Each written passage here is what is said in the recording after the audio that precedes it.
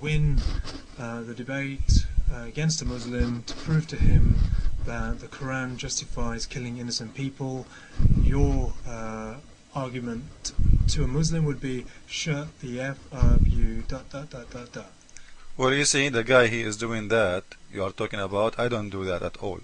I prove that Islam filthy without using the F word. And by the way, if you complain about the F word, I can show you your Prophet Muhammad, he did use it many times when he was speaking to Muslims. So before you teach people about not to use the F word, go and see your Prophet who said that I am just a human. If somebody I say curse or call dirty words to him, سببته أو شتمته قد شرطت ربي, I made a condition with my God, that's the one I curse him, the one I say F word to him, he will pay him wages.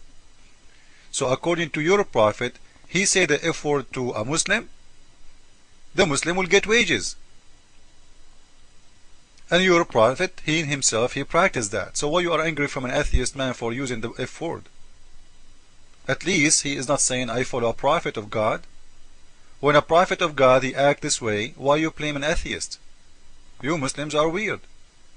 And now listen, what if I show you in a very clear evidence in front of your eyes, not like the atheists do, that Quran justify killing of innocent people big time? I will give you one only. By the way, I have a lot of proofs, but I will give you one by one to see how good you are. As long you don't like debate by calling names, I like that. But I want to hear your answer. This is a surah in the Quran, and this is your Islamic website, not my website. Tafsir. This website is very well known. The tafsir.com. You see it? This is not my website. This is not a Christian website. This is your Islamic reference. And this is a Jalalain explanation. And you can go to different explanation if you want. We have no problem. Because all of them, they are saying the story as it is. There is two prophets, one of them is Moses and the other one his name Al-Khudr. And the Quran says that Al-Khudr, Allah, he taught him all the mercy. Imagine all the mercy. Okay, let us see the mercy prophet of Allah, what he did. When he was walking down the street, he saw a little boys. Boys playing. He picked one of them, of those boys, and he slew him. The prophet, his name Al-Khudr, he slew him, slitting his throat with a knife while he lay down, or by tearing his head off. You see, imagine the mercy of Allah. He's a little boy, was playing with boys. The prophet, he saw him, he cut his throat, and then he took his head off. You see, maybe he want to play a basketball, we don't know. Let us see what the story. And then he was smashing his head against a wall, of which are different opinion. But all of them, by the way, they say the same story. Some of them, they say he cut his head and he was smashing him in the ground. Some of them, they say he cut his head, smashing him with the wall, because some of them, they say he cut his head and he smashed him with a rock. In any way, he was smashing the head by hitting the head either by wall or by the ground or by a rock.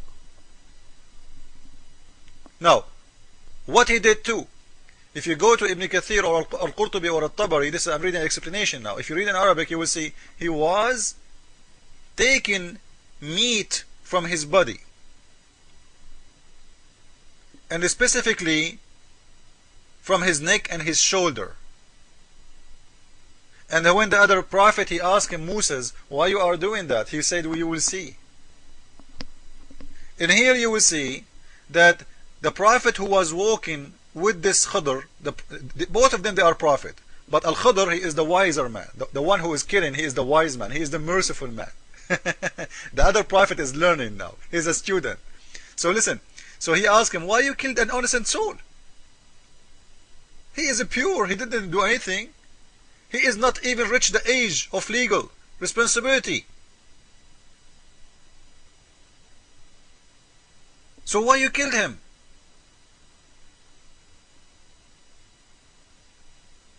Do you know what he said?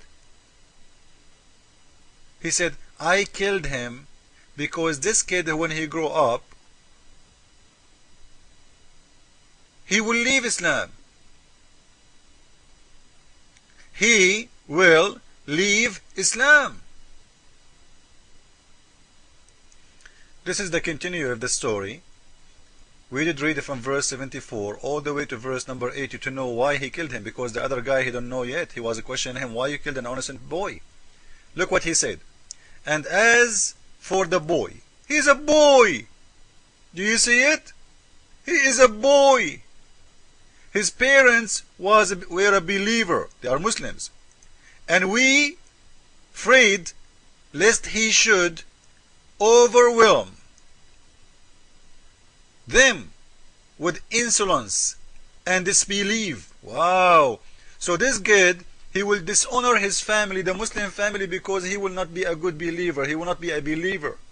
So he killed him, and he smashed his head, and he tortured him, and he was cutting his, his meat from his shoulder, from his body.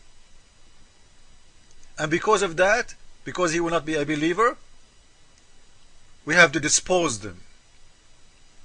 We have, and he lived longer than he should. He don't deserve it. So you are telling atheists that in Islam there is no killing for innocent people. This is a kid, a little boy. And this is your website. And this is your book. And this is your Quran. And this is your prophet explaining the verses. Have you ever heard about something ugly like this? The boy even, he is a Muslim. He is from a Muslim family. He is a believer. He will leave Islam in the future when we grow up. Let us cut her the throat. Ta-da-da-da. But remember, Islam is peace. And by the way, Quran is for every time, which means this story will teach Muslim what to do today. Remember, if somebody told you that Quran is made for 1400 years ago, this is not true, because Muslims, you can ask any Muslim, they will say this is a Quran, this is a law for every time. So in the year 2007, if a Muslim, he heard, or he felt, or he been told by his God, Allah, let us say he go to bed and he saw a dream, a vision from his God, saying to him, your son, he will leave Islam today, or tomorrow, or next week, or next year, or after 20 years, you have to cut the throat. This is the mercy of Islam, and this is how great is Allah. So I want to see Mr. Liquid Sky, if you can answer. And by the way, I invite you to debate me in my chat room to see if you can make it really. And you will see that you will be in this ability to prove me wrong. Accept my challenge. Come to my page and say I accept to debate you. Set up a time and we will see if Islam filthy or not. And the debate will be, you're a prophet, good man or filthy man. No name calling, facts only. Be my guest. And Sword of Islam, the one you are defending him, he is out of Islam. This guy, he was arguing with me a week ago. A week after he's out of Islam. Let me see, you might be next. And then you will shave your beard. Huh? Try me once, never again. Jesus is Lord, Islam is false. Amen.